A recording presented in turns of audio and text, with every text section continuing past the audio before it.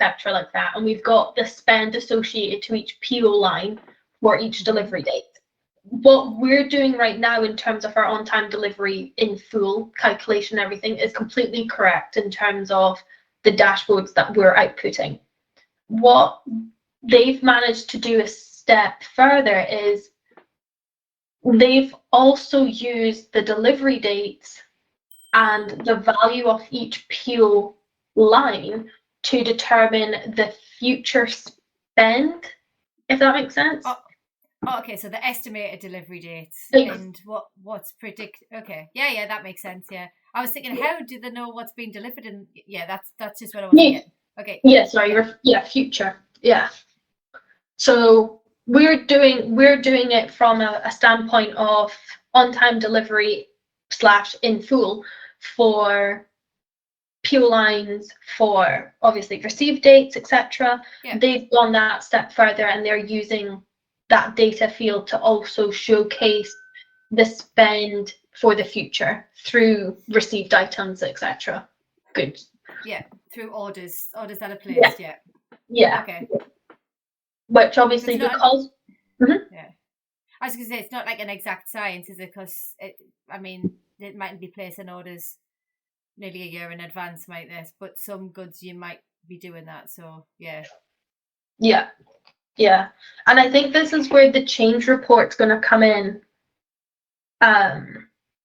and influence these type of slides. Because the way that we're doing it right now is we're just adding the data. We're not then doing the change report still to then say, oh, actually this PO delivery date has changed, or this PO quantity has changed, or price has changed, etc., or disappeared, therefore it's been cancelled, that sort of thing. So we need to really, we need to move forward with the change report. Obviously on our side, we believe we've got it nearly there, and it's just that collaboration now with you two to understand if it's suitable to start utilizing and uploading, etc.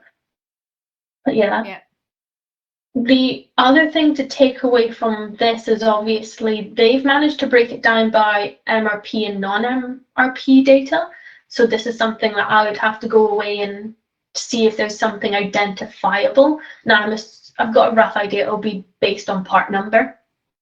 But obviously I'd need that data set to be able to then determine that as well. But I just thought I would share this with you because this is something we would like to replicate for on-time delivery as well. So just trying to work out what's the line graph on there, Rebecca? Do you know? I can work out. The line is the number of POs. Okay, not POs. So is that POs PO lines? Sorry, well, that's such a lie. It's the value of the POs, like total value of the POs. So it's 6.6 million. Gotcha. Yeah, line value. Okay, and then yeah, and then on this side it's count of POs. So gotcha. Obviously on here it's what, roughly 3,100 POs, let's say, that are non-MRP that have a value of 6.3 million.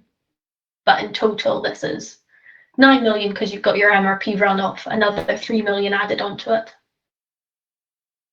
Yeah. And that's got a combination of orders that have been receipted and not receipted. So we're not bothered about whether it's been received or not. It's just the spend based on the requested or promised delivery date. Okay. They've been received. It's a combination of having been received that month and they're projected to come in on that month. Are they showing that? They're not showing that in different ways, are they? It's just basically just all grouped together into. They're not distinguishing what's still to come in and what's not to come in. Yeah, they've not done that. They've not separated out.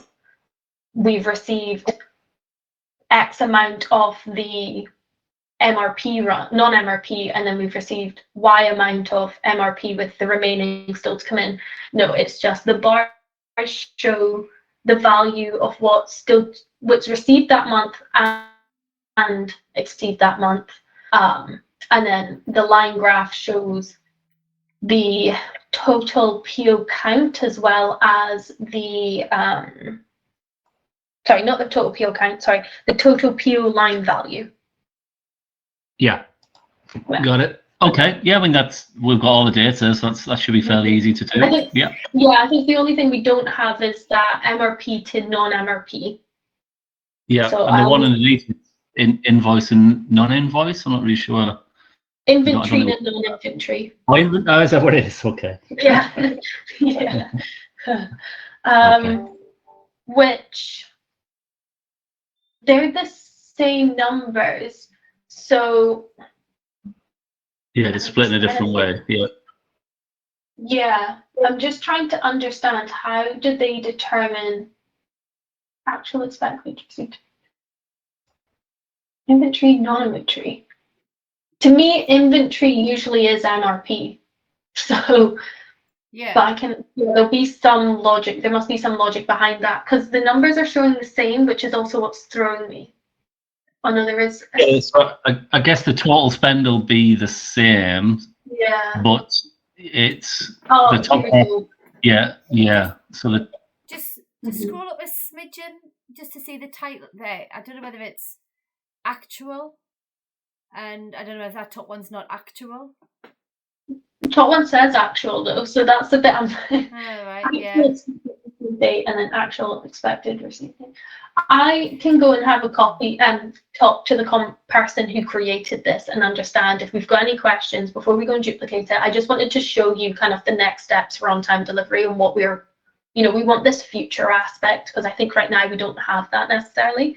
I can go away and speak to them about this because the other one they've done, and this is definitely something we can do no problem, is the planned receipt date, which we'll say again is very much received date by PO line.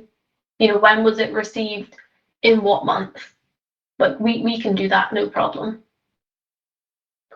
because we've just gone back to the dates on that previous one. Mm-hmm.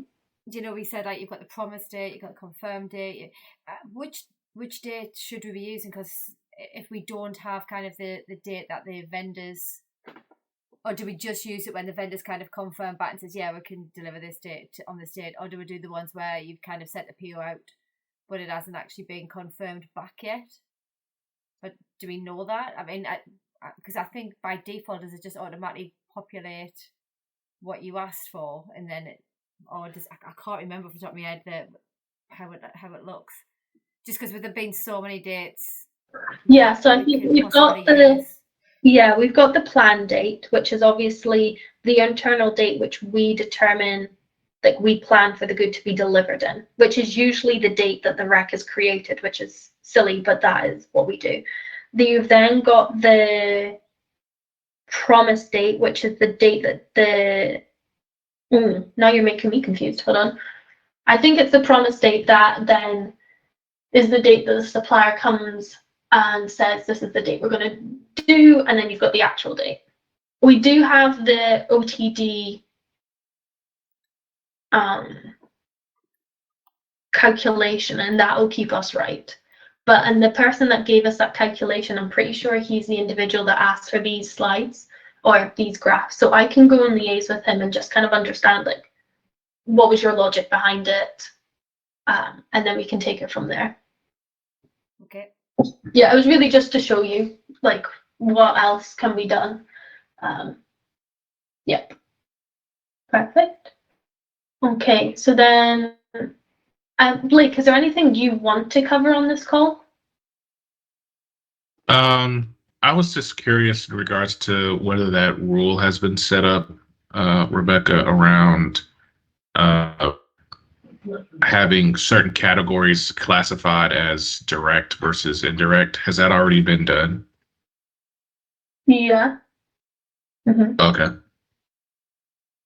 Do you want to look at the That's what I was categories? curious about. Not necessarily. I just know that when I was looking at data a few weeks ago, I just noticed that some some line item for showing as indirect, and it should have been classified as direct. I didn't at the time, unfortunately, I didn't take a note of what it actually was. But I also just kind of assumed that it was being worked on and it would eventually be changed. So Yeah. I haven't really looked at it since then to see if it's pulling through correctly. Yeah, no, there was some categories a few weeks ago that were categorizing as indirect that should have been direct. So we've been proactive on that. We are aware of Berlin especially. They are using an indirect category, and even though I've spoke to them about it, and there is a work in progress with them, but they're using laboratory equipment and spares for laboratory consumables. So it's an ongoing improvement plan with them. Yeah. The other day they were trying to purchase pipettes from Carl Roth. I think it was Carl Roth or Thomas Yayer, and they asked if they could use other exceptions because the spend was under £500, and I said, why don't you just use the pipette category? So like Right. whatever they're doing in their data set is wrong. The issue is we don't have capacity to correct it line by line right now, which the data plans will do. Yeah. Yeah. Okay. I figured. If you do see anything, do just send us a line, because it could be that something amendment we've made somewhere else has affected something, and we've not seen it being impacted yet. I did want to speak about the direct spend though, because I think it was just, if we go to last month, and I'm going to pull this so it's still 12 months rolling, I swear spend was closer to 50 million. Yeah. Yeah. I saw that as well. Yeah. So now I'm confused as what have we done to get it to 32, and nothing I do is going to change what I'm doing. So what I was going to plan on doing, I just haven't gotten to it yet, was trying to figure out how to pull, because I know, for instance, like I have a feeling, just because of how the sites are classifying certain items, from a categorization standpoint, I think that some of our spend might be living in the indirect space. I still have a feeling. So this is when we consider it direct. Sorry, say again. This is a good example of it being categorized as indirect, but this is all direct suppliers. So, are you showing something on your screen? Yeah, sorry. Sometimes it does. I still see having this. to use the web, so Okay. it goes all funny. Let me share my screen again. Yeah, there you go. Can you see that? So I've clicked on customer funded assets, which will be all the ATCC stuff. But there's your 9.3 million, but that is all direct. Yeah, that's direct, and that is also, we don't buy any. I don't know what customer funded assets is supposed to be. Your customer funded assets is your ATCC stuff. That's what is classified under. ATCC? Yeah. Let me show you some part numbers, and then that'll like I know all of this is direct. So it's coming from Middleton, supplier parent. It's not being classified as that. Interesting. Here's this will be assays, antibodies, and antibodies. So yeah, it's definitely all direct. I'm just trying to figure out. Okay. But it's falling under indirect. Yeah, that's definitely direct. Yeah, that's the first one I always go to, because I know that's the one that'll throw us. I know that in Hillary and Phil, we did do some work on this one not that long ago, to amend it. So I'm wondering if there's like an underlying rule set that that is overriding the correction? Phil, I guess that's one for you. I know you picked up on some rules before, but I can't remember if they were direct and indirect related. It's what we can look at though. Yeah, it was just around reallocating product groups. I know Bavna's just sent through some more on that as well. Product group reassignment.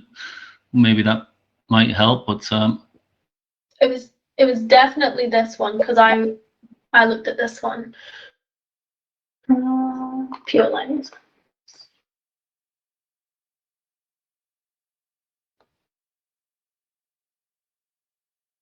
Yeah, that CO.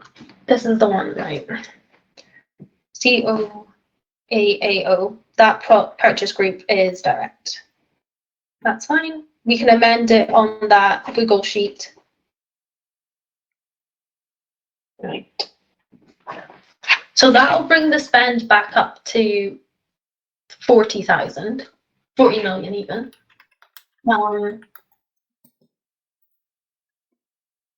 So that's that. Direct labor. Okay, yeah, that's.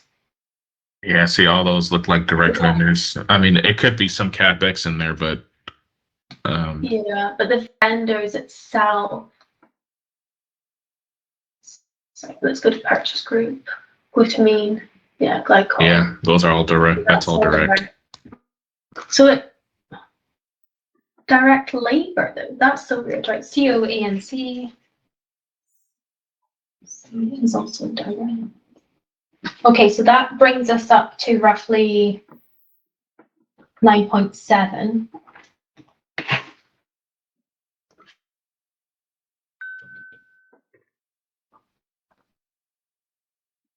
Estates, that should all just be, yeah, that's fine. Good. Well, there's still some. I saw some direct vendors in there too, which was interesting, like Fisher, Ongene, Shot, Life Technologies. That can all be direct. Some of it. Yeah. Yeah. Even when I look at those item numbers, some of those. We need to go through all of it again.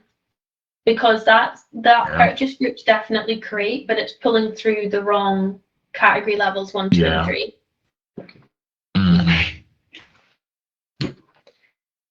Sorry, I know it's good. Probably frustrating.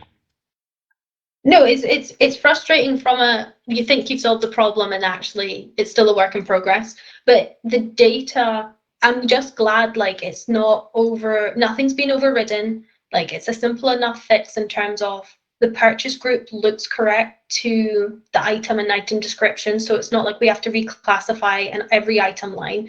It's just the purchase group isn't mapping to categories 1, 2, and 3, and that's something we can easily fix.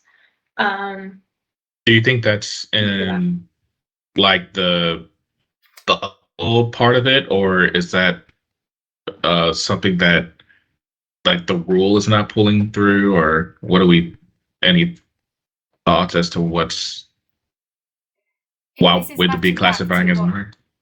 We pulled this information from a Google spec sheet, and this what is shown on here matches there. So the data that's been input on the Google sheet is incorrect.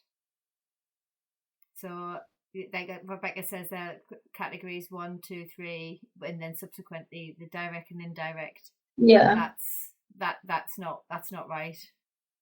No.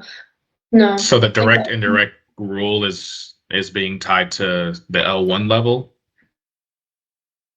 So is that how that's? Yeah, I don't know if it helps if we kind of show you the sheet. Yeah, show us the sheet.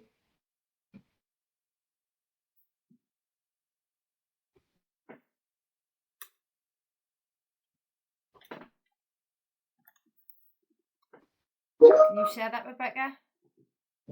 Yeah.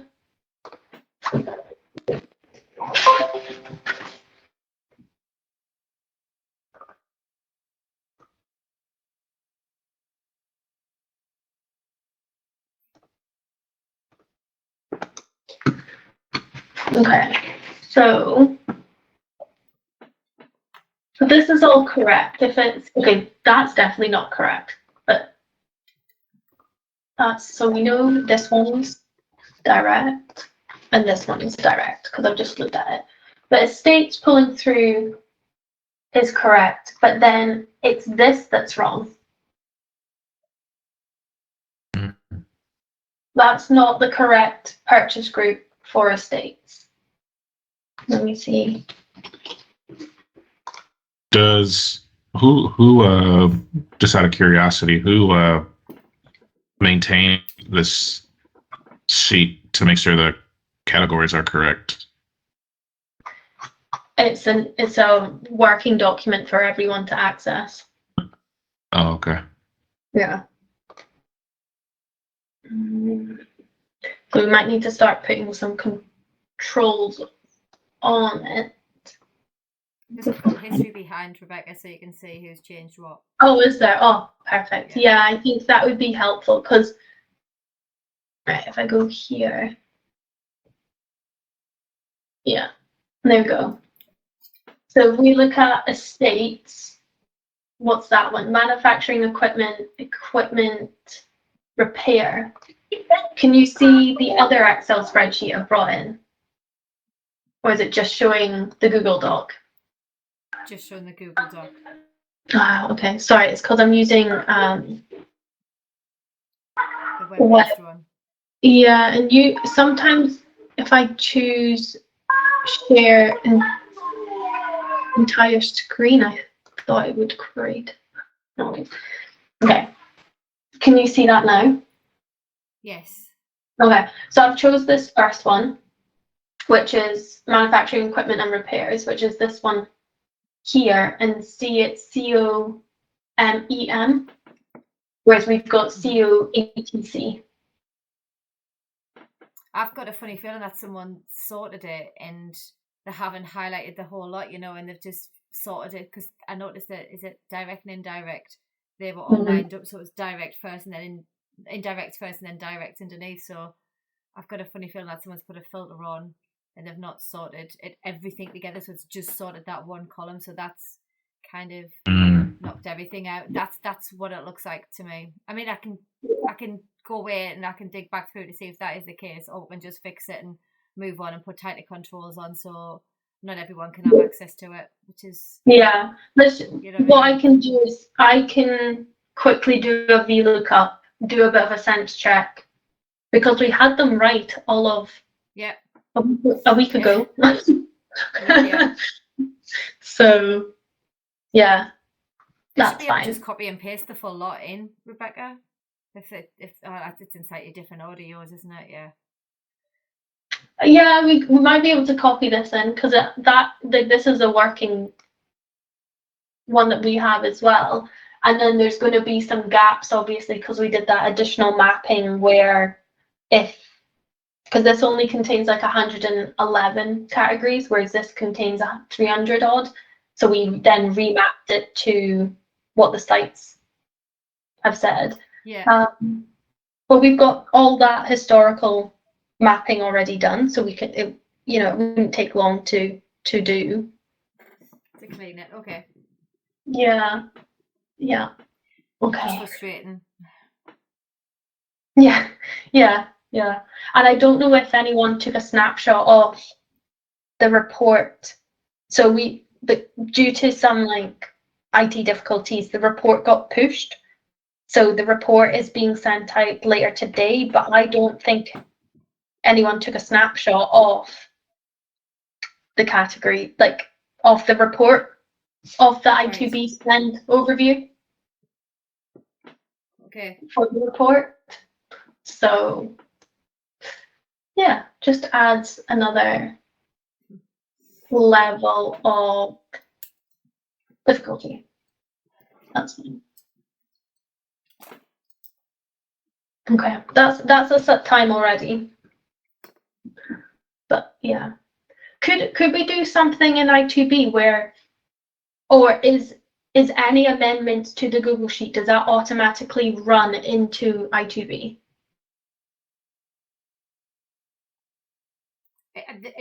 I think it gets pulled. Phil, I don't know the frequency. You'd be able to tell us better than that. But is it daily, or is it?